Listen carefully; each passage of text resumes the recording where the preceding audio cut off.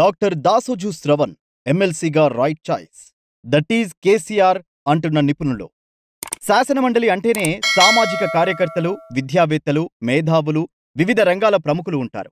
శాసనసభలో చేసిన బిల్లులను చర్చించి వాటి మీద తమ విలువైన అభిప్రాయాలను వెల్లడించే నిర్మాణాత్మక మేధావుల సభగా శాసనమండలిని మన రాజ్యాంగకర్తలు డిజైన్ చేశారు. అయితే ఇటీవల కాలంలో శాసనమండలి అనేది రాజకీయ పునరావాస శిబిరంగా మారిపోయిందన్న ఆరోపణలు వెల్లువెత్తుతున్నాయి. ఈ నేపథ్యంలో తెలంగాణ ఉద్యమకర్త, బీఆర్ఎస్ అధినేత కేసీఆర్ సముచితమైన నిర్ణయం తీసుకుని కార్పొరేట్ రంగ ప్రముఖుడు, విద్యావేత్తను మండలికి ఎంపిక చేశారు. ఆయన ఎవరో కాదు, డాక్టర్ దాసోజు శ్రవణ్. గతంలో గవర్నర్ కోటా కింద ఆయనకు ఎమ్మెల్సీ అభ్యర్థిగా ప్రకటించినప్పటికీ అప్పటి గవర్నర్ తిరస్కరించడంతో ఆయన హైకోర్టును ఆశ్రయించారు. అప్పట్లోనే చాలా మంది మేధావులు ఈ చర్యను తప్పుబట్టారు. దాసోజు శ్రవణ్ లాంటి బహుముఖ ప్రజ్ఞాశాలిని తిరస్కరించడం అనుచితమని పేర్కొన్నారు.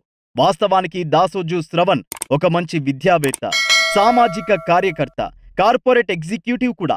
ఉస్మానియా యూనివర్సిటీలో ఎంఏ, ఎంబీఏ, పీహెచ్డీ కూడా చేసిన ఆయన సత్యం కంప్యూటర్స్లో జనరల్ మేనేజర్, హెచ్ఆర్ హెడ్గా, హిటాచీ కన్సల్టింగ్ లిమిటెడ్లో హెచ్ఆర్ డైరెక్టర్గా కొంతకాలం పాటు పనిచేశారు. అంతేకాదు, వివిధ ప్రాజెక్టుల్లో పరిశోధకుడిగా, నిపుణుడిగా పనిచేశారు.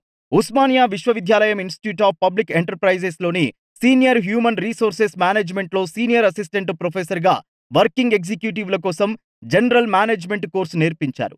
వివిధ ప్రభుత్వ, ప్రైవేటు రంగ సీనియర్ స్థాయి మేనేజర్ల కోసం నాయకత్వ శిక్షణా కార్యక్రమాలను నిర్వహించారు.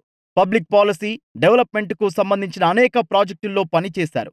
ప్రపంచ బ్యాంక్, భారత ప్రభుత్వం, DFID, DOPT, NMDC, Singareni collieries, HZL, Indo Swiss project, FES Germany వంటి జాతీయ, అంతర్జాతీయ సంస్థలచే స్పాన్సర్ చేయబడిన అనేక పరిశోధన, అభివృద్ధి, కన్సల్టింగ్ ప్రాజెక్టులపై పనిచేశారు.